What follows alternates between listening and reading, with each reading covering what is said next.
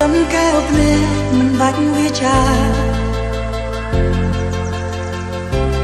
អាចប្រាប់ថាចិត្តនៅអាឡ័យ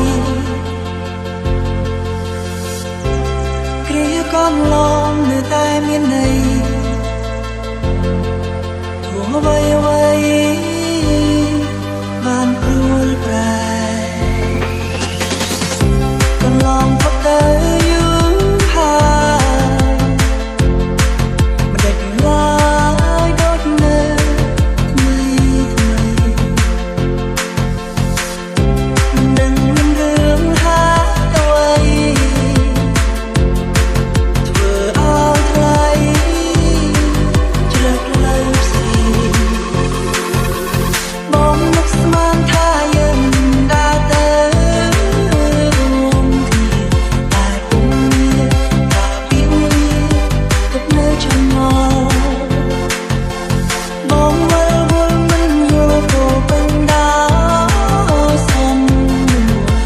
ចង់សួរបានត្រឹមសួ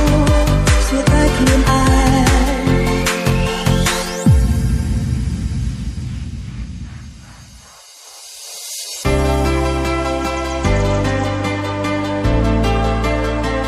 Family Boyloid and Family RTT.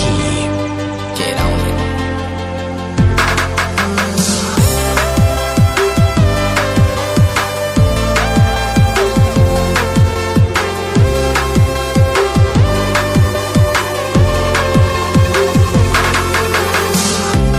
ជួបគ្នាថ្ងៃនេះខុសពី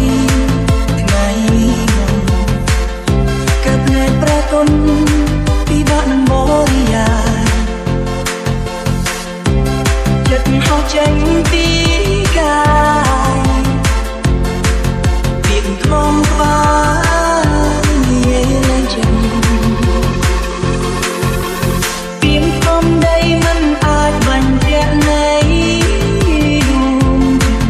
តែអារម្មណ៍ជាការពិតចិត្តនៅប្រាថ្នាពេលបងនៅស្រែកហៅតែឈ្មោះជីវ៉ាគ្មានអ្នកណាជំនួសអូនបាន Get on it. ការភ្នែកបងមិនប្រាប់ចម្លើយប្រាប់ត្រង់ចម្លើយគឺជាអូនអូ